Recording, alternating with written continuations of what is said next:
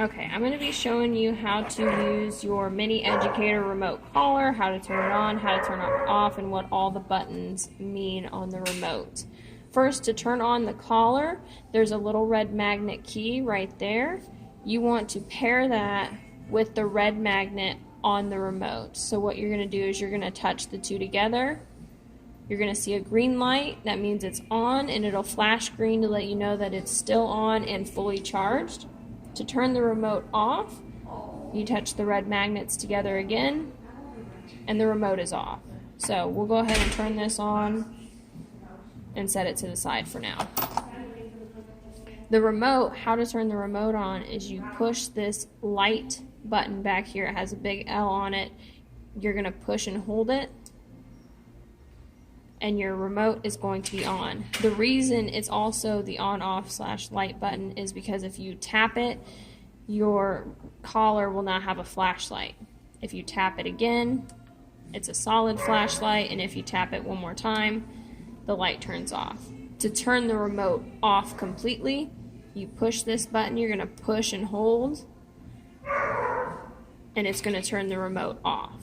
We're going to go ahead and push and hold again, turn it on. So it is set at your dog's level. You see a 1D here, a 20 here, and an M over here. What that means is this black button here is going to be momentary at the level 20 stimulation, and this button is going to be your boost button, only for emergencies that you really need your dog to listen to you or come back and they really aren't. This is what the button you're going to use. So, for example, if your dog is starting to pull on the leash, you would say no. Push this black button. It'll stimulate really quickly a level 20. Just again, no matter how long I hold my finger down, it will only do that quick little red tap. If your dog is running down the street and they don't listen to your recall, this is your boost button. It will double the level to 40. Only use that for emergencies. It's not for every day or anything like that. So again, no matter how long I hold my finger down, it will only do that one little tap.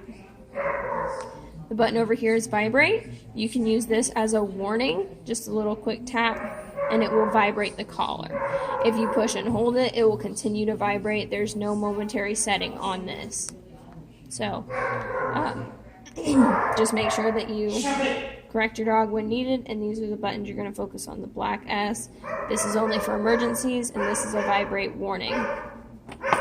When you put the collar on your dog, you want to put it to where the light is facing you. So if this is their face, put it on this way. You don't want to put it on backwards because then you don't know if it's charged or not. So when you slide it over your dog's head, you'll use this tab right here to tighten the collar.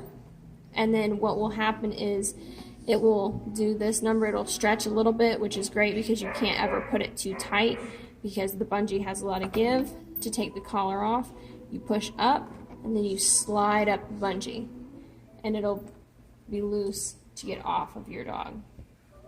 If for whatever reason this bungee breaks and you need a new collar, you do have a backup collar that you can use until you replace it, where you just weave it through here and make sure that it fits your dog. So we do keep this in your box for you, so in case this bungee breaks, you have a backup collar to use on your dog.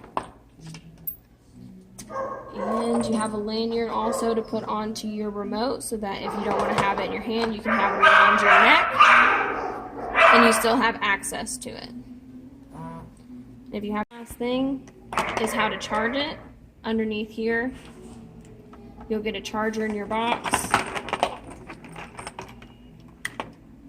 Plug it in there. You can charge both at the same time. I charge them every night just to be safe and make sure that they're charged, but this should last you 4 to 5 days. This should last you about 2 days. But again, charge it every night just to be safe. That way you know it's ready for the next day.